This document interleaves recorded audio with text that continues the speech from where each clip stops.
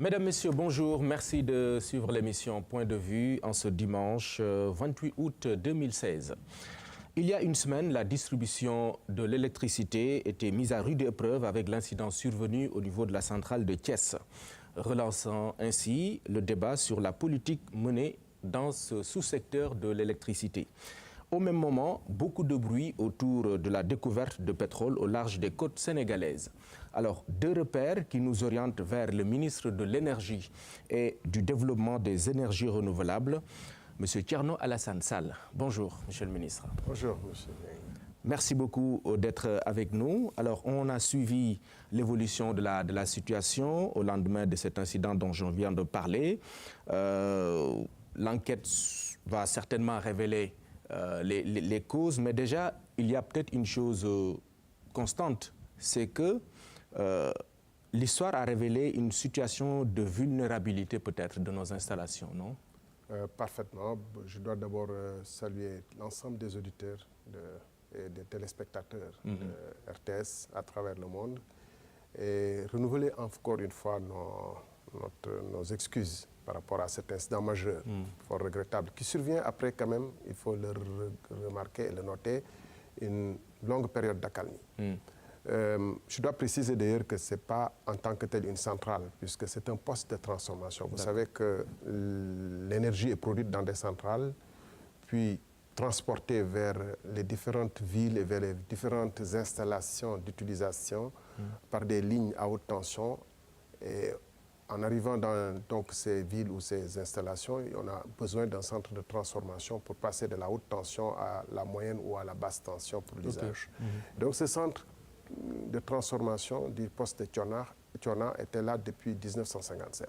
Et entre-temps, la ville a fortement grandi pour cerner définitivement le centre et des habitations sont jouxtes, non seulement le centre, mais les lignes à haute tension et les lignes à basse tension qui convergent vers ce centre ou qui partent de ce centre, de ce poste de transformation, surplombent beaucoup d'habitations et autres installations. Et c'est le cas dans la plupart des villes du Sénégal ou le long de nos lignes à haute tension. Vous voyez des lignes de 225 kV, de 90 kV qui surplombent des maisons, des abris précaires tels que des ateliers de vulcanisateurs, des amas de bois et beaucoup d'autres installations. Qui posent un problème de sécurité publique. Qui posent réellement un danger qui constitue autant de menaces à nos installations. Parce que simplement, vous voyez par exemple, durant la période de pluie, les gens qui vont s'abriter sous des arbres, ils sont plus victimes de foudre parce que la foudre est attirée par les arbres. Tout comme la foudre est attirée par des installations en zinc ou en tôle ou en autres qui ne doivent pas être sous les lignes à haute tension, qui bénéficient de leur protection. Donc nous avons une vulnérabilité que nous avons déjà soulignée. Des mesures ont été prises. Rien qu'autour de Bel Air, par exemple, il y a eu des destructions répétées d'installations ou de postes ou de cantines ou de magasins, ou etc. Le long de Bel Air et autour du centre de Hann. Mais chaque matin, une fois la destruction faite, les mêmes activités, les mêmes gens reprennent. Et le long des lignes du Sénégal, vous verrez des situations assez incroyables. Par exemple, sur la sortie de l'autoroute à péage, il y a un monsieur qui a construit, une dame, une personne en tout cas, qui a construit un habitat à usage domestique. J'inviterai toutes ces personnes à regarder les images de ce qui s'est passé à Thiès, à la cité Ousmane Ngom, où il y avait une tension, disons, de 30 000 volts, c'est même pas du 90 ou du 220, et de voir les dégâts importants qui ont été causés. Et de dire que, au-delà de ce que l'État doit faire pour les amener à sortir, elles-mêmes devraient penser à leur propre sécurité. Parce que chaque personne adulte est responsable de sa propre sécurité d'abord et celle de sa famille. Et ce que les images ont montré à Thiès, c'est... Donc, il se trouve d'ailleurs que quand on est allé avec la presse, il a été loisible à chacun de constater qu'un autre poste était en train d'être construit pour renouveler l'ensemble des équipements pour 2,5 milliards et la livraison va être faite en février 2017. Ceci corrobore ce que nous avons toujours dit, qu'un plan est en train d'être établi pour, après avoir réglé les problèmes de production d'électricité, puisque en 2016, par exemple, on va livrer 250 MW de capacités nouvelles, de centrales nouvelles. En Oui. 2017, 250 MW. C'est-à-dire qu'en 2 ans, l'équivalent de ce qu'on a trouvé ici en 2012. Donc la production, Elle est réglée. elle est en voie d'être réglée. Reste le problème du transport et la distribution, nous nous y attaquons. Vous avez vu toutes les tranchées à Dakar et à l'extérieur. Nous sommes en train d'améliorer le réseau. Mais quels que soient les efforts faits, je rappelle souvent, l'État ne peut pas mettre un soldat ou un gendarme ou un surveillant derrière chaque poste électrique, derrière chaque ligne à haute tension, derrière chaque pipeline, parce que là aussi le problème se pose, derrière chaque château d'eau ou chaque kilomètre de voie ferrée. Donc il y a un comportement civil citoyen, et citoyen. voilà. Mais on susurre également un sabotage. Est-ce que vous y croyez, franchement? En tout état de cause, vous savez que Senelec va produire ses rapports, Oui. mais les rapports de Senelec ne suffisent pas. Ce n'est pas le cas certainement, puisque j'ai vu moi-même que le poste a fait l'objet je vais à vérifier ça, le poste a fait l'objet d'entretiens régulièrement. Et la dernière en date, c'était le dernier en date, c'était une semaine avant notre passage, avant cet incident majeur. Donc, il y aura la commission de régulation du secteur de l'électricité qui va faire aussi son investigation et son rapport indépendant. Et s'il y a lieu, mais je pense dans une démarche d'éprouver davantage notre système et la faculté de notre système à résister, s'il y a lieu, nous allons recruter des cabinets habilités pour voir dans quelle mesure ces incidents majeurs doivent être prévenus. Mais à coup sûr et de manière certaine, l'une des sources de danger les plus prégnantes aujourd'hui, c'est la cohabitation de nos lignes à haute tension avec les D'accord. En termes de solutions définitives ou structurelles, vous avez parlé de ce plan d'action prioritaire qui prévoit la construction d'un nouveau poste pour 2 milliards de francs CFA. Alors au-delà, on l'a vu, hein, c'est vrai, ces derniers mois, l'inauguration de centrales comme Taïba Ndiaye, Boutout, Cap des Biches, etc. En clair, une augmentation de la capacité de production énergétique. Pour quel impact? Ça aussi, on est en droit de le demander. Le plan d'action prioritaire va d'ailleurs améliorer le réseau de transport. Ouais. Je vais vous dire par exemple l'impact. C'est qu'aujourd'hui, à Goudiri, à Médina Yoro Foulah, l'électricité est produite de 19h à 1h du matin, distribuée. Parce qu'il y a des centrales secondaires qui ne sont pas très performantes. Et dont le coût d'ailleurs, rien que le coût de production, le carburant seulement n'arrive pas à être couvert par les factures collectées par la zone de ressort. Donc, on va mettre des lignes à haute tension qui interconnectent mieux le pays. Tambacounda, Kolda, Ziguinchor, pour mieux améliorer. Et on va améliorer les réseaux significativement autour de Sédhiou, Médina Yoro Foulah, etc. Toutes ces villes qui avaient, ou même Tamba, qui disposent de sa centrale propre, va être mieux disposée d'une alimentation de meilleure qualité. Cette production va aussi servir, ne l'oublions pas, la moitié du Sénégal n'est pas connectée. Parce que le monde rural, qui représente à peu près 50% de la population Bamou, a un taux d'électrification relativement faible. Sous ce rapport également, il est important de rappeler qu'en 2012, nous avions moins de 2000 villages, un peu plus de 1900 villages électrifiés. Aujourd'hui, vous avez... En 4 ans, nous avons mis près de 1200 villages électrifiés. C'est-à-dire qu'on a augmenté en termes de villages 70% d'augmentation de l'électrification. Maintenant, un autre taux, un autre paramètre qui est utilisé, qui est le nombre de ménages raccordés, baisse un peu cette performance parce que, pour des raisons historiques liées à comment cette électrification était entamée, le tarif qui est opéré dans ces zones est relativement plus élevé que le tarif en monde rural. La qualité de service est relativement plus faible puisque les populations paient mensuellement et paient pratiquement 50% plus cher. Nous sommes en train de vouloir corriger en essayant de faire en sorte que toutes les populations sénégalaises, pour des raisons d'équité et parce qu'on est un peuple, un même but, donc qu'on ait les mêmes droits. Et donc, que ça soit qu'on soit en campagne ou en zone urbaine. Pour ces raisons, effectivement, il y aura modification des barèmes, des tarifs, mais pour d'abord aller dans le sens d'une meilleure équité au niveau national et fournir davantage d'électricité au monde rural. D'accord. Alors, le mix énergétique également, on en parle, c'est l'option choisie. Hein, et c'est un choix qui devrait normalement aussi impacter entraîner une sorte de baisse du kilowattheure. En vérité, c'est ce que les ménages ou les entreprises réclament. Oui, baisse du kilowattheure, déjà nous pouvons dire de manière indirecte par les effets indus et indirects de l'amélioration de la qualité du service. Il y a le pouvoir d'achat de chacun d'entre nous qui s'en ressent considérablement. Ceux qui devaient mener leur activité en faisant fonctionner des groupes ou en achetant des chandelles la nuit ou autre, maintenant bénéficient de manière directe de l'amélioration de la qualité. Ça veut dire quoi? Qui ne payent pas cher? Qui payent moins cher, puisque ceux qui devaient ça avoir... reste quand même cher, les sociétés privées qui devraient, qui devriez avoir, RTS, qui devrait avoir un groupe avec du kérosène entretenu régulièrement, aujourd'hui, disons que votre poste énergie vous revient beaucoup moins cher avec une meilleure qualité de service. Pour le mix énergétique, hier, il y a 3 ou 4 jours, le 24 août, on a lancé un appel d'offres, un appel à préqualification, et on espère que dans quelques jours, dans quelques semaines, cette semaine, on aura suffisamment d'entreprises qui vont déposer pour pouvoir compétir sur 100 MW.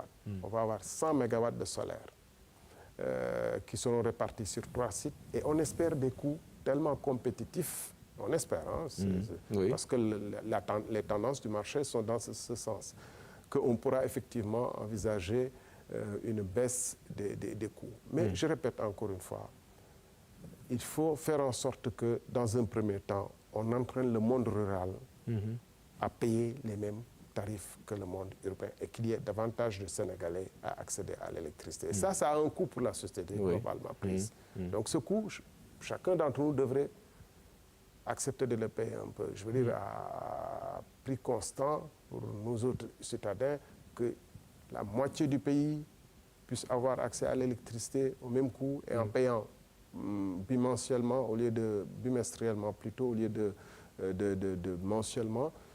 C'est quand même un effort de solidarité nationale important. C'est pourquoi vous nous avez vus ces dernières semaines.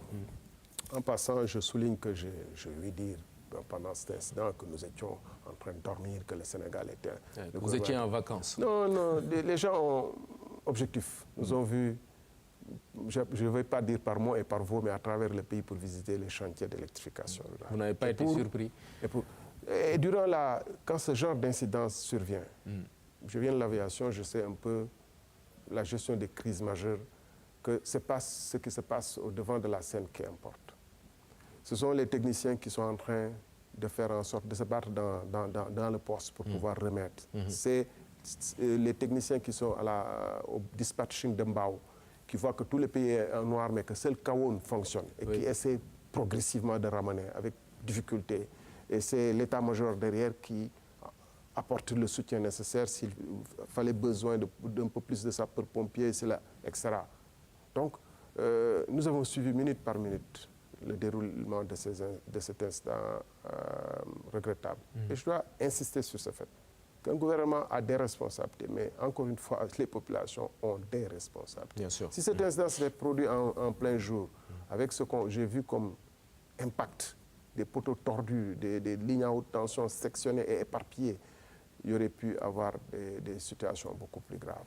Donc, nous invitons nos populations à s'éloigner des lignes à haute tension, à éviter de se mettre sous ces lignes-là ou avoir des activités. Il y a un volet important dans votre ministère, le développement des énergies renouvelables. On n'en parle pas beaucoup, mais récemment, on vous a vu, je pense, dans le Waalo, inaugurer une centrale solaire. Qu'est-ce que ça va régler concrètement? Visiter le chantier d'une centrale solaire, on espère que le président va l'inaugurer dans 2 mois. Et comme je dis, on est en train de lancer une centrale de 100 mégas, peut-être sur 3 sites, peut-être 3 centrales. Ce que ça apporte, c'est que d'abord, l'énergie verte, c'est l'avenir. Parce que les énergies fournies à partir des sources fossiles comme le pétrole et autres, on a vu ce que ça donne pour la dégradation de la nature. Mais plus sérieusement, c'est que nous pouvons, dans le cadre des énergies renouvelables, comme le biogaz, que j'aime beaucoup citer, avoir des écosystèmes et produire nous-mêmes. C'est-à-dire, vous avez un biodigesteur, vous avez des vaches, vous produisez du gaz, pour la cuisson. Vous avez vu peut-être les reportages qui ont été faits là-dessus. Vous avez de l'engrais, un fertilisant très puissant qui améliore fortement le rendement et qui vous permet éventuellement de pouvoir faire des cultures fourragères ou d'améliorer, en tout cas d'être en situation de nourrir vos vaches ou de faire des cultures maraîchères plus rentables, etc. Donc, nous avons là un processus vertueux et qui est durable parce qu'il est beaucoup plus meilleur pour les sols. Parce que les engrais chimiques, comme on le sait, détruisent les sols à long terme, alors que ces engrais obtenus à travers les biodigesteurs sont des engrais tout à fait meilleurs et à fort impact sur le sol. Donc nous sommes en train d'améliorer, de développer le solaire. On a des motopompes solaires un peu partout maintenant, y compris à Kayar où on a fait l'expérience avec une forte valorisation pour le revenu des populations. D'accord. Alors, Monsieur le ministre, on parle de la découverte de pétrole maintenant au large de nos côtes. Je le mentionnais en début d'émission, il y a beaucoup de bruit sur lequel nous allons d'ailleurs revenir. Mais d'abord, il semble que votre ministère, ou dans votre ministère, s'enchaîne avec beaucoup d'intérêt d'ailleurs des nouvelles sur la révision de la hausse des estimations. Cela augure-t-il pour le Sénégal de profits substantiels à la phase d'exploitation maintenant? Oui, on a tour à tour découvert du pétrole et du gaz en des quantités relativement importantes. Nous sommes dans la phase d'évaluation. Le pétrole et le gaz, de toute façon, les hydrocarbures, il y a plusieurs phases. C'est important de le préciser dès le départ pour la suite de nos échanges. Il y a la phase de prospection ou de recherche. Une fois qu'on a trouvé, souvent on ne trouve pas. Et une fois qu'on a trouvé, on fait l'évaluation. Ici, on a trouvé. Ici, en l'occurrence, on a trouvé. Oui. Après avoir foré 160 puits où on n'a rien trouvé, depuis 57. Okay. De 57 en 2012, on a cherché, on a dépensé plus de 500 milliards de francs CFA à faire des puits. Des entreprises sont venues, parmi les plus grandes, Exxon, Shell, etc., sont reparties sans rien trouver. Donc, il ne faut pas oublier cette séquence qui est importante pour la compréhension de la suite. Mais une fois qu'on a trouvé, on fait de l'évaluation. Ça veut dire quoi? Ça veut dire qu'on peut trouver du pétrole, comme on en a trouvé en Casamance il y a plus de 20 ans ou 30 ans, mais que ce ne soit pas exploitable, ou que ce ne soit pas en quantité suffisante, comme c'était le cas à Gadiaga. Donc on évalue. On évalue les caractéristiques du jugement de manière à dire que si c'est exploitable dans des conditions rentables.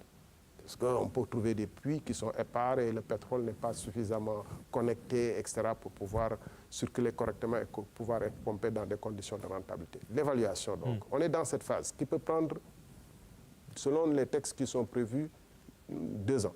Oui. C'est dans nos textes, dans notre réglementation. Et après, seulement l'évaluation, on pourra certifier qu'on a tel volume avec une possibilité de recouvrir tel pourcentage. Parce qu'il est rare qu'on recouvre plus de 40% de ce qu'on a trouvé. Il est rare qu'on recouvre plus de 40%. Ça aussi, c'est un point important. Et après cette phase, donc, on peut dire, comme on a un potentiel de temps réparti de telle façon, on peut concevoir les installations nécessaires pour pouvoir récupérer ce pétrole ou ce gaz et le mettre sur le marché. Okay. Alors, nous sommes dans cette phase, et dans cette phase-là d'évaluation, on continue en même temps les opérations de forage, on trouve d'autres, on améliore un peu la connaissance du jugement et on peut réviser à la hausse ou à la baisse, heureusement ici en l'occurrence. Ce que vous dites est intéressant, il est rare qu'on recouvre plus de 40% de la découverte. C'est une règle ou quoi? C'est quoi? C'est que le pétrole, comme le gaz, c'est des fluides qui sont enfermés dans des réservoirs et plus ou moins poreux et plus ou moins perméables. Si ce n'est pas suffisamment poreux, c'est comme si vous avez une éponge ou un caillou, mais si vous avez une éponge que vous pressez bien, vous recouvrez une partie du liquide qui est à l'intérieur, vous avez un caillou, c'est un peu plus difficile, il faut pomper. Donc c'est un peu des données géophysiques sur lesquelles moi-même je ne suis pas trop d'accord, à l'aise, voilà. Mais il y a quand même un débat, j'en parlais tout à l'heure, instauré par certains, je cite l'ancien Premier ministre Abdoul Mbaye ou l'inspecteur des impôts Ousmane Sonko, débat donc autour de la transparence de cette étape. hein, du processus. Alors, est-ce qu'il y aurait une gestion opaque dans cette affaire-là? Non, il n'y a aucune gestion opaque dans cette affaire. Je vais essayer très rapidement, durant notre discussion, de lever 3 équivoques. Okay. Sur l'opacité, sur les ressources, sur les mannes financières qui auraient été collectées et sur au moins ces 2 points. Le partage, par exemple. Le partage. Oui. Allons-y sur la transparence. Oui. Sur la transparence, je vais vous dire, nous sommes un pays qui s'est doté souverainement d'une législation et de règlements relatifs à l'exploitation, à la recherche, à l'exploitation et au développement du pétrole ou du gaz. C'est une loi, la loi fondamentale, en l'occurrence, c'est la loi 98-05 de 1998, janvier 1998. Je souligne parce que c'est sous le régime socialiste, qui a été établie après plusieurs autres lois et après plusieurs benchmarks études dans différents pays. C'est une loi qui me semble, et qui semble, de l'avis des experts, relativement bonne, avec un décret d'application qui précise dans quelles conditions on entre en association ou on contracte avec les sociétés. Je vais vous donner un contrat, puisqu'on parle d'opacité. Le contrat, par exemple, de Petro-Tim, dont on parle souvent, que Cosmos a rejoint. Cosmos, d'ailleurs, qui, soit dit en passant, parce que c'est une société cotée en bourse américaine et qui, suivant les lois américaines, est obligée de faire régulièrement des rapports. Vous pouvez visiter son site. Ce contrat-là, en français, vous le trouverez en anglais dans le site de Cosmos. Pourquoi ce contrat est libellé? Chaque terme de ce contrat obéit à une loi et à des décrets dont on s'est librement doté. Je veux dire, le peuple sénégalais souverain, à travers sa représentation parlementaire, a voté la loi. Et on a mis en place des décrets qui disent dans quelles conditions on permet aux gens de faire de la recherche, de l'exploration, du développement, comment se font les partages. D'accord. Une fois qu'on a des sociétés qui arrivent et qui veulent faire de l'exploration au Sénégal, il y a des dispositions pour que ce fait soit acté. Et je suis désolé de dire que le débat posé par l'ancien Premier ministre n'en est pas un en réalité. Pourquoi? Puisque lui-même dit que, conformément au décret 98-810, lui-même dit qu'il y a eu des décrets pour pouvoir valider les permis qui ont été approuvés par le ministre de l'Énergie en 2012. Un décret est réputé être publié au journal officiel. Et conformément à l'article 13 du décret 810, donc fixant les modalités et conditions d'application de la loi portant code pétrolier, cet article 13 dit le décret octroyant un permis de recherche d'hydrocarbures ainsi que la convention sont publiés au journal officiel. Donc les décrets en question, 597, 596, 597 de juin 2016, de mémoire je cite comme ça, ont dû être publiés au journal, ou auraient dû être. Par qui? Par les services de la primature. Premier point. Et d'ailleurs, j'ai fait une recherche, je n'ai pas pu retrouver dans le site du journal officiel ces éléments, mais j'ai pu au moins retrouver un autre décret tout aussi intéressant sur cette question. C'est un décret qui, j'allais dire, prolonge un peu les fameux contrat Petro-Tim Cosmos, parce qu'il modifie, c'est le décret numéro 2013-1155 du 23 août 2013, c'est-à-dire un an après les premiers décrets validant les contrats Petro-Tim. Un an après. Notez bien, c'est important parce que les premiers décrets datent de 597, datent de juin 2016. 29 juin 2012 plutôt. 2012. Non, excusez-moi. Pour être très précis, parce que là, en l'occurrence, il s'agit d'être très précis. Donc, le décret de juin 2013, l'un d'eux, a été modifié pour prolonger la période initiale. C'est-à-dire la période dans laquelle la recherche Petro-Tim est autorisée à faire la recherche. Un an après. Deuxièmement, quand on approuve un décret, quand on appose sa signature, on doit le faire après avoir fait toutes les diligences nécessaires. Il ne faut pas 2 ans, 3 ans, 5 ans après venir dire qu'il y avait des informations qui m'échappaient. Parce qu'une signature, c'est important. Et en plus, parmi les éléments... Vous voulez dire quoi? Que lui-même avait signé à l'époque? Oui, il avait signé à l'époque. Mais parmi les éléments nécessaires à la signature ou à la validité de ce permis, figure article 8 du décret, un certain nombre de choses, la raison sociale, la forme juridique et le siège de l'entreprise, les statuts et les derniers bilans, rapport annuel, mais surtout, point E, les prénoms et noms des dirigeants. Donc on ne peut pas signer sans savoir les prénoms et noms des dirigeants. Normalement, quand on... Parce que la responsabilité du ministre de l'Énergie dans l'instruction du dossier est claire. Et la responsabilité du Premier ministre aussi, qui introduit le dossier en Conseil des ministres, est claire. C'est-à-dire que s'il appose sa signature, c'est qu'il présume et il atteste que l'ensemble des diligences qui auraient dû être faites pour que le contrat puisse avoir la sanction du Premier ministre et du Président, ces diligences ont été remplies.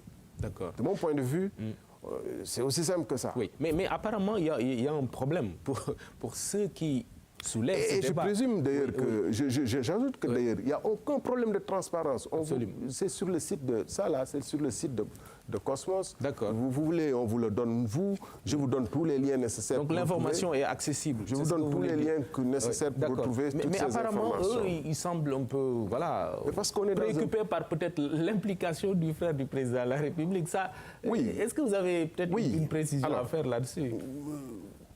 L'implication du frère du président de la République, ça semble être la clause qui remettrait en cause la validité du processus. Bien. Alors, juridiquement, du point de vue juridique, s'il y avait un hiatus sur lequel, qui remettrait en cause ce contrat-là, croyez-moi, on va l'attaquer. En tout cas, moi, je vais l'attaquer. Okay. Juridiquement, il n'y a aucun hiatus. Toutes les procédures y afférentes ont suivi les formes et les normes requises en la matière. Je précise au passage d'ailleurs qu'il a été initié sous l'Ancien Régime parce que le contrat avec Cosmos là, que vous avez a été signé en janvier 2012. Oui. Avant donc l'arrivée du... Avant donc l'alternance. Oui. Ça c'est juste une anecdote au passant. Okay. Donc toutes les clauses et normes et règles juridiques ont été respectées, excusez-moi. Maintenant, on pose un problème moral, d'ordre moral, d'ordre éthique. Ça peut gêner certains, il n'y a aucun souci. Mais nous, ce qui nous intéresse en l'occurrence ici, c'est est-ce que les règles et les voies et les lois ont été respectées. Moi, je ne peux pas m'attaquer à des trucs sur des considérations morales. Au jour d'aujourd'hui, on a 3 conventions établies sur lesquelles on est en train de discuter. Il y a des chances que certaines soient répudiées. Il y a des mises en demeure égards parce qu'il y a des dispositions qui n'ont pas été respectées. Et quels que soient les gérants qui auraient été à l'origine de manquements sur ces questions-là, nous appliquerions les mêmes règles. Parfait. Maintenant, deuxième point ou deuxième volet qui peut-être mérite d'être édifié. Mais j'insiste beaucoup. Oui. J'insiste beaucoup. 2013, on a un décret qui vient 1 an après, qui valide a posteriori, qui valide, c'était valide, mais qui améliore certains points sur ce décret. Il n'y avait pas encore de remise en cause. Et 1 an après, on se dit, on ne sait pas qui gère quoi. Il y a un problème. Il y a un problème, d'accord. Alors, combien avez-vous reçu, pour terminer ma question? Parce que là aussi, il y a des suspicions. Voilà. Disant que oui, vous avez reçu tant de milliards, etc. Suspicions fondées sur le fait que la plupart des gens qui parlent en toute mauvaise foi. Je suis désolé de dire ce mot-là parce qu'on nous a accusés de tous les maux d'Israël, toutes les plaies d'Israël. Vous prenez le contrat, tout ce qui est obligation des co-contractants, de Petrotim, de Cosmos, de Kern, de tout ce que vous voulez, c'est expliqué. C'est des obligations de travaux. Je rappelle, M. Nying, que de 1957 à 2012, sur le même bloc de Sangomar dont on parle là, plusieurs grandes compagnies sont venues et n'ont rien trouvé. Rien. Elles ont dépensé des milliards. Un puits de forage coûte au moins 5 milliards, 4 milliards de francs CFA, ça dépend des profondeurs, etc. Elles ont dépensé, elles n'ont rien trouvé. Elles ont fait beaucoup de sismiques. Les sismiques, c'est des sortes d'échographies, de scanners qu'on fait sur le fond maritime ou en surface, sur la terre, en terre ferme, pour pouvoir avoir des indices de présence d'hydrocarbures. Elles en ont fait beaucoup, pour près de 70 000 kilomètres. Elles n'ont rien trouvé, mais ça a enrichi la connaissance de notre bassin sédimentaire, n'est-ce pas? Alors, vous voulez que des gens qui viennent, qui cherchent, qui ne trouvent rien, et qui prennent encore le risque de venir chercher, sans être sûr de trouver, vous paient. Mais dans quel monde a-t-on vu des gens qui prennent le risque de faire des recherches pétrolières avec 10%, dans le monde, 10% seulement des puits creusés s'avèrent être des puits productifs. Et comment peut-on expliquer que des gens paient de l'argent pour ça? Je vais y revenir en plus en détail, mais je parle d'un problème de principe. Je rappelle, sur le bloc de Sangomar, on a trouvé le pétrole. De 1957 à nos jours, 1958 à nos jours, il y a eu au moins, la plupart des grandes compagnies sont passées. Exxon, Shell, Husky, Osley, Marathon, Vanoco Energy sont passés, ont cherché, n'ont rien trouvé. Sur le bloc de Saint-Louis et de Kayar, où on a trouvé le gaz, la même chose. Des sociétés sont passées, Shell, etc. N'ont rien trouvé. Parce que, et au total, on a creusé encore une fois 160, à peu près plus de 150 en tout cas puits de forage, qui coûtent autour de 2 milliards, 3 milliards, ça dépend des profondeurs. Plus de 500 milliards en tout cas de nos francs CFA ont été dépensés en pure perte pour les compagnies. Mais pour nous, ça a amélioré les données que Petrosen garde et revend à d'autres qui veulent venir chercher pour connaître mieux la zone et savoir où mieux viser. Donc, quelles sont les obligations quand on vient? Les obligations, c'est des obligations de travaux. On vous dit, on vous donne 3 ans initiaux, une période initiale de 3 ans.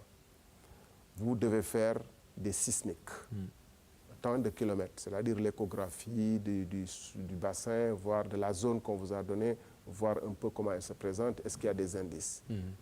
Si vous voulez, au bout de ces 3 ans, vous rendez, vous partez. Si vous ne voulez pas, si vous voulez rester, vous continuez pour 2 ans. Là, alors, au lieu de sismique, vous avez, en plus des sismiques à améliorer, un puits de forage. Parce que nous, ce qui nous intéresse, c'est de pousser les gens à trouver le pétrole. Ce n'est pas de prendre 1 milliard ici, 2 milliards là, ça ne nous sert à rien. Nous, ce qui nous intéresse, c'est de trouver du pétrole ou du gaz.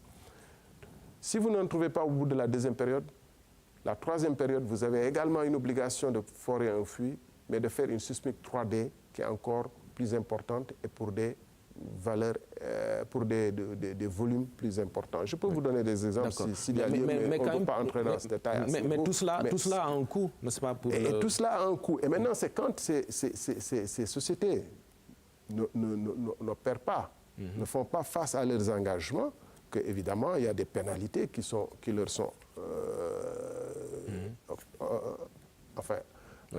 infligées. Qui leur sont infligées. L'article 7 du contrat parle des obligations de travaux de recherche. Vous ne verrez nulle part là-dedans des obligations en termes de milliards de francs CFA, de paiement ou de location. Donc, ces obligations, elles sont là, détaillées, pour le contrat qui nous intéresse. Et chaque contrat spécifie un peu. On peut être plus ferme avec quelques-uns, moins ferme avec d'autres. C'est pourquoi, d'ailleurs, parfois, on ne veut pas trop que les contrats, j'y reviendrai, soient publiés comme ça, parce que ça réduit notre capacité de négociation. Mais justement, aussi, c'est là le problème, parce que certains observateurs le signalent. Là aussi, vous avez le contrat, désormais, vous aurez tous les contrats. Je veux dire, le gouvernement du Sénégal gagnerait peut-être à publier, parce que il n'y a rien à cacher, non? Il n'y a rien à cacher. Et je viens de vous donner, et je donnerai à ceux qui veulent, parce que l'article 13, encore une fois, du décret 810 fixant les conditions d'application du code pétrolier dit bien qu'on doit publier au journal officiel les contrats. Les contrats, ça fait partie. Donc, de quoi il s'agit maintenant en termes de finances gagnées? Oui. C'est extrêmement simple. Là également, c'est dans le contrat. On n'invente rien. Comme ça, les gens qui spéculent dans tous les sens, sur des milliards reçus. Vont se taire. Mais par parenthèse, par exemple, pour ceux qui parlent de Tender, Tender a 2 blocs, Saloum et Sénégal Sud Offshore. Ces 2 blocs, c'est les obligations de travaux dont j'ai parlé tantôt, qui en face, comme vous le voyez ici, je peux citer un exemple, c'est des obligations de travaux de faire par exemple 2500 km² de sismique 3D pour un investissement minimum de 8 millions de dollars US, ainsi de suite, sur chaque période. C'est ces obligations qui, totalisées, font 22 milliards de francs CFA pour les 2 blocs. Alors les gens croient qu'on a pris cet argent-là ou qu'on reçoit cet argent. Non, c'est des obligations que les gens aillent chercher des bateaux, faire de la sismique, chercher des bateaux pour faire des forages. Maintenant, si à l'issue des périodes, elles ne font pas face à ces obligations, oui, on a des pénalités à leur appliquer. C'est ça le mode de fonctionnement de l'affaire. Il faut bien comprendre et ne pas faire de confusion. Okay. En ce qui concerne les éventuels prélèvements, on a ce qu'on appelle loyer superficiel. C'était des montants. Je dois dire que le principe, c'était que quand on a créé Petrosen, on s'est dit il faut bien que Petrosen puisse vivre, subsister et pouvoir aller faire de la promotion de notre bassin sédimentaire, mais également disposer d'un peu de ressources pour pouvoir faire tous les travaux, les recherches, etc., s'équiper pour. Et ça, le budget de l'État du Sénégal, si on y comptait seulement, ça allait être très compliqué, ça n'allait pas être très souple. Donc, on a dit, on accorde des loyers superficiels. Même les loyers superficiels, le principe, c'est que durant la période initiale de recherche, c'est 5 $ US par km². C'est 3 fois rien. Quand vous avez 30 000 km², vous pouvez voir à peu près. Et on essaie de rendre ça progressif pour que les gens ne restent pas trop longtemps. À la dernière période, c'est 15 $ US par km². Le principe, c'est d'inciter les gens plutôt à essayer de trouver très rapidement ou à sortir quand ils ne trouvent pas. C'est pourquoi il y a ce progrès. Ensuite, il y a maintenant des frais de formation ou de promotion qui sont au total, pour chaque période, à peu près, si ma mémoire est bonne, je ne peux pas passer, peux pas passer en revue ici, sinon la mission est restreinte, qui sont de 100 millions de francs CFA, 200 millions de francs CFA par période. D'accord. En définitive, donc, monsieur le ministre, qu'est-ce qu'on va retenir dans ces suspicions autour des milliards retenus? Je veux dire, si vous n'avez pas, si vous récusez ces informations qui sont distillées concernant ce que le gouvernement reçoit, vous mettez quoi sur la table? J'allais dire le contraire. Oui. J'allais dire ceux qui disent qu'on a reçu de l'argent devraient, ou qu'on reçoit de l'argent, la seule source pour recevoir de l'argent, c'est le Trésor. D'accord. Ou éventuellement pour l'argent dévolu à Petrosen. C'est de dire combien on a reçu, quand et par qui. Moi, je dis le contrat, il est là. Parfait. Et j'insiste, c'est de bon sens. N'importe quel Sénégalais et n'importe quel citoyen au monde peut comprendre que quelqu'un qui vient de dépenser son argent avec un risque de 10% de trouver. Jusqu'ici, dans l'histoire du Sénégal, les gens ont cherché, n'ont rien trouvé. Je vois mal comment il va vous donner des milliards. Parfait. Alors, parlons maintenant du partage plutôt de la production, où on note également quelques bruits ou quelques suspicions. Qu'est-ce qu'on doit savoir ici? Le partage de production aussi, nous sommes librement. C'est très facile de dire oui, le Sénégal ne gagne rien, mais nous avions eu d'autres législations. Nous sommes allés à travers le monde faire le benchmark, voir des pays qui, dans la situation du Sénégal, ne sont pas connus, ne sont pas connus pour être des pays pétroliers, n'ont pas le profil de pays avec un bassin pétrolifère, n'est-ce pas? Et on a essayé de faire en sorte d'inciter les gens à venir. Et on dit, quel est le meilleur équilibre à trouver pour inciter les gens, les amener à risquer leur argent, mais quand ils trouvent qu'ils aient un rendement qui vaille le risque qu'ils ont couru. Ce n'est pas des rendements de 30%, 40%. Le taux de rendement dans cette affaire-là, tel que j'ai vu des calculs, les simulations qu'on a faites sur les premières découvertes, ce n'est pas ça. Pourquoi? Parce que si vous donnez des rendements de 10%, le gars, il met ça dans un fonds de pension, il achète des actions de Sonatel ou British Telecom et il s'endort dessus. Pour qu'il vous risque, à venir dans votre société, il faut qu'il y ait un rendement. Comment se fait le partage? C'est écrit ici dans différents articles. La première chose qu'on fait, c'est qu'il est normal que l'association, que la société privée, dans sa globalité, qui est une association qui a découvert le pétrole, qui a investi pour la production, le pétrole ou le gaz, puisse recouvrer ses coûts. Bien. On confond souvent et on fait la simplification en disant le Sénégal n'a que 10%. Non. Le Sénégal a 10% dans cette association. Oui. Où il y a Petrosen forcément qui prend dès le départ 10% à titre gracieux. Ça veut dire qu'ils prendront 10%, même s'ils dormaient dans leur bureau. Ils ne participent ni au financement de la recherche, ni au financement du développement, ni au financement de l'exploitation. Ils auront quand même 10% des parts. Maintenant, si le Sénégal veut, il peut faire passer cette part de 10 à 20%. Donc, tout ce que l'association gagnera, le Sénégal aura 20% là-dedans. L'association, première chose, recouvre ses coûts. Si le Sénégal participe à 20%, 10% des coûts seront consentis par le Sénégal à travers Petrosen et vont être aussi concernés par le recouvrement des coûts. Une fois le coût recouvert, on dit ce qui reste de la production, la marge, j'allais dire, brute. Comment on partage? Suivant une grille qui est fixée non pas par Petrotrim ou Cosmos ou par le gouvernement, un gouvernement étranger, mais qui est fixée par notre contrat type. On dit inférieur à 30 000 barils, l'État du Sénégal à 35%, le contractant à 65%. Et ainsi de suite. Jusqu'à supérieur à 120 000 barils, l'État du Sénégal à 58%, le contractant à 42%. C'est l'article 22 du contrat. D'accord. Et on note que quand même, parfois, le Sénégal a plus. J'arrive. J'arrive. Ça, il faut y ajouter les 20%. Le contraire. Les 20%. Oui. Dans les 65% du contractant, ou les, etc., il y a les 20% de Petrosen. On se suit. Dans les 65% du contractant ou les 60%, etc., Petrosen a 20%. D'accord. Après, donc tout ce pourcentage ne va pas directement au contractant. Ça, c'est la part de l'État du Sénégal. D'accord. Dans la part du contractant, il y a toujours la partie une part de Petrosen. D'accord. Ensuite, l'État du Sénégal a des taxes et des impôts. On est en train de négocier aujourd'hui dur, etc., sur Cosmos, parce qu'il y a la Mauritanie et le Sénégal, c'est des régimes fiscaux différents, etc. Donc, dire que le Sénégal n'a que 10%... Donc cette part ne tient pas compte des impôts? Ni des impôts, ni des 20% de Petrosen. Donc on gagne plus. In fine, si par exemple on avait 200 000 barils de jour, nos simulations font que le Sénégal aurait 75% des revenus.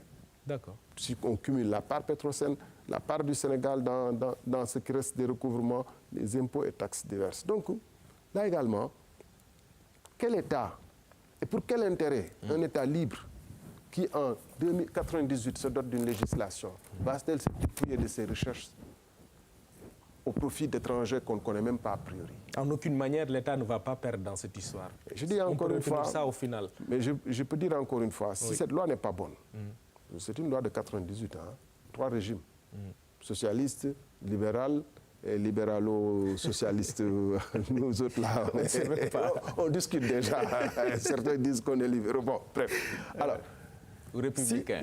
Moi je suis républicain, je suis socialiste, je suis sénégalais d'abord. Parfait, quel que soit le truc.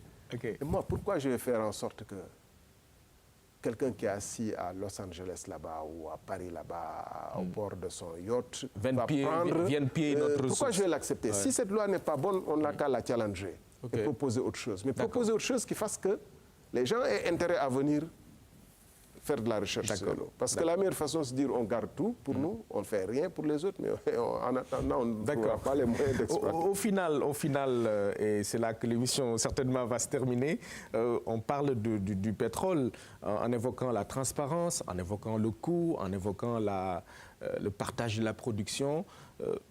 Toutes choses qui font dire à certains que, bon, finalement, est-ce qu'il ne faut pas craindre la malédiction du pétrole?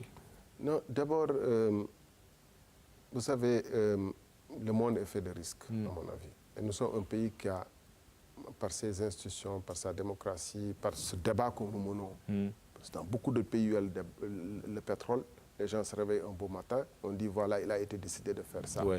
Où le pétrole est vendu à des compagnies pour 10 ans sans qu'on sache dans quelles conditions. Il est sain qu'on ait ce débat. C'est ça la résilience de notre pays. C'est bénéfique, oui. Mais il est sain qu'on ait ce débat sur des bases justes, sans pollution et sans du bruit qui ne correspond à aucune réalité. C'est-à-dire que les gens doivent se renseigner, chercher sérieusement et poser objectivement les choses. Parce que sinon aussi, le risque c'est quoi? Le risque c'est qu'une société comme Cosmos, qui publie, comme je dis, je ne fais pas leur publicité, mais je donne un exemple, puisqu'on est dans le débat, qui est sur la bourse de New York, qui est tenue à des... mais qui subit des attaques répétées au Sénégal, en disant, ouais, mais ils ont été attaqués par le fonds norvégien. Le fonds norvégien se retire de Cosmos parce que pour des pratiques frauduleuses et autres, et pour des raisons éthiques, alors qu'en réalité, il s'agit de toute autre chose. Le fonds norvégien s'est retiré de Cosmos, de Cairn et de beaucoup d'autres sociétés étrangères parce que ces sociétés traitent avec le Sahara occidental à travers le royaume du Maroc. C'est aussi simple que ça. Quand on se met donc à faire des spéculations outrancières sur tout et n'importe quoi, on pollue le débat et on rend le climat un peu nauséeux ou nauséabond dans le pays pour l'investisseur étranger, pour les étrangers, où on amplifie le risque pour le pays. Et les notes, les risques, les assurances vont suivre derrière. Donc, moi, je pense qu'en toute objectivité, ces contrats sont là. Ceux qui trouvent à y redire n'ont qu'à l'étudier et nous dire où il y a un problème. Et comment l'améliorer significativement. Mais comment l'améliorer pour que ça marche? Parce que le monde est un monde interconnecté. Si le gars ne peut pas avoir au Sénégal le taux de rentabilité qu'il veut, dans une industrie qui est très risquée, nous avons vu combien de compagnies pétrolières dans ce retournement des coûts mondiaux, beaucoup de compagnies qui étaient dans le gaz de schiste, dans le pétrole de schiste, ou bien qui avaient investi dans des projets gigantesques de pétroliers, sont en train de partir en vrille. Donc, si vous voulez, croire que vos illusions jolies, soi-disant nationalistes, là, peuvent gouverner le monde et ignorer que quelqu'un qui met ses sous, il arbitre à partir de plusieurs propositions possibles. Les investir dans des banques, dans une compagnie aérienne, dans le pétrole ou dans les télécommunications, et que lui, il cherche un minimum de rentabilité relativement au risque. Si vous croyez que vous pouvez tout avoir, on ne peut pas tout avoir. C'est ça la vérité du monde. C'est ça les lois du monde. On veut jouer à ce... Maintenant, quand on aura nos premières ressources, qu'on aura capitalisé de l'expérience, qu'on aura nos compagnies nationales, on fera comme on fait certains pays africains, on pourra dire oui, on change maintenant la loi. Maintenant, celui qui vient, le Sénégal prend 51% dans l'association, parce qu'on aura les ressources nécessaires pour pouvoir payer les 51%. Vous savez combien coûte un bateau? Le bateau que j'avais visité là, combien il coûte de location par jour? 1 million. Et ces 1 million-là, c'est parce que c'est 1 million de dollars. De dollars? 600 millions de francs CFA par jour. Et cette location-là, c'est parce qu'aujourd'hui, tous les projets pétroliers et gaziers sont à l'arrêt parce que la conjoncture... Mais quand ça va repartir, le prix va significativement augmenter. C'est ça la vérité. On est dans un monde... D'accord. Donc on va retenir donc de l'exploration à l'exploitation ou la production, tout est encadré par des textes. Et pour terminer sur ce chapitre-là, nous avons trouvé des lois et des textes, nous ne faisons que passer. D'autres viendront certainement auditer tout ce qu'on a fait. C'est 25 ans hein, la concession accordée. Ils viendront auditer tout. Vous pensez qu'on est suicidaire même s'il n'y avait pas cet audit-là, s'il n'y avait pas ces possibilités de vérifier, vous pensez qu'on aime moins notre pays que ceux qui parlent pour brader nos ressources? C'est notre pays. Vous pensez que les gens qui parlent là, ils sont plus nationalistes que nous, plus sénégalais que nous, qu'ils aiment mieux pour ce pays que nous et qu'ils seraient capables de le défendre mieux que nous? C'est absolument faux. Totalement faux. Et indépendamment de tout, je sais que nous ne faisons que passer. Dans 5 ans, comme moi je suis là à regarder ce que M. Karim Wade ou d'autres avaient signé ou autres là, d'autres viendront. Dans 10 ans, dans 20 ans, dans 30 ans. Et ils verront. Donc nous ferons les choses à notre âme et conscience, clairement pour l'intérêt supérieur du Sénégal. Ça, c'est le président veille scrupuleusement dessus. C'est pourquoi il y a l'initiative ITE que lui-même, il suit de très près. Il a mis des hommes qu'il faut, comme son conseiller juridique, et nous travaillons dans ce cadre-là. Très bien. Merci beaucoup, Monsieur le ministre. Thierno Alassane Sall, ministre, je le rappelle, de l'énergie et du développement des énergies renouvelables. Avec lui, nous sommes revenus, vous l'avez vu, sur 2 thèmes importants, l'électricité et la découverte de pétrole au Sénégal. Merci beaucoup, Monsieur le ministre, d'être venu. Mesdames, Messieurs, merci à vous d'avoir suivi. Rendez-vous dimanche prochain. Oui. J'espère.